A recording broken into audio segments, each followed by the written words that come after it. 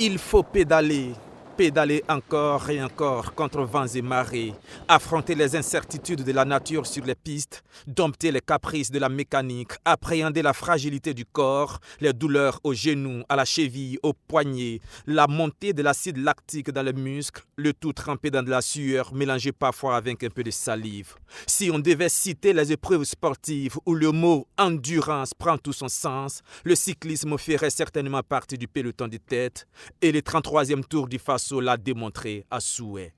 Toute une inspiration pour un pays qui prend en ce moment la bourrasque sécuritaire en pleine face. Ne pas abandonner, même quand tout semble mal parti et compromis, à l'instar du leader technique de la Team Faso, qui dès les premiers kilomètres sera lâché par son vélo, accusant un retard presque irrattrapable sur ses adversaires. Paul Daumont finira tout de même parmi les 5 premiers au classement général. Voilà. Finir le travail, surtout quand on a mal commencé, avec le tâtonnement et le retard à l'allumage dans cette lutte contre le terrorisme, telle devrait être l'obsession des autorités actuelles. Se relever, même quand on a mordu la poussière, comme ces coureurs qui chutent à quelques mètres seulement de la ligne d'arrivée.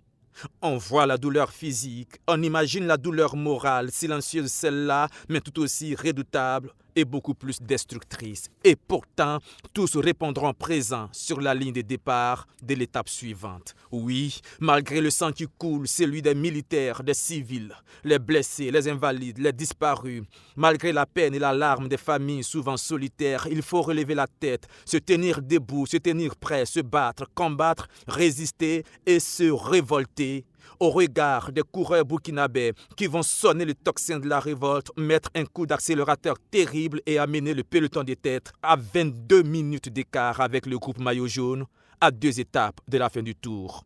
Tout un symbole de prise d'initiative, de stratégie, d'esprit d'équipe, de solidarité, de fierté retrouvée comme pour dire « on ne se laissera pas faire ». Telle devrait être la posture de tout un peuple, enfants, jeunes, vieillards, hommes, femmes, intellectuels, travailleurs, simples citoyens, soldats combattant sur le terrain. Aucune excuse n'est recevable quand la subsistance de sa nation est aussi grandement menacée. Chacun doit prendre ses responsabilités, l'initiative et la stratégie étant bien entendu dévolues aux élites, civiles comme militaires. Ah, il faut les citer aussi. Et puis, à tout cela, il faut ajouter de la foi, le mental, à la lumière des déclarations de ce coureur camerounais à l'entame de l'avant-dernière étape. Non, on essaye toujours, on essaye. Hier, j'ai essayé jusqu'à m'a repris à 1 km de l'arrivée. Bon, on essaye toujours, il y a encore 2 étapes, on croit qu'on va faire quelque chose. Il finira premier de cette étape après avoir déclaré sa victoire sans l'avoir vue au préalable. La ferme assurance des choses qu'on espère et la démonstration de celles qu'on ne voit pas doit habiter chacun.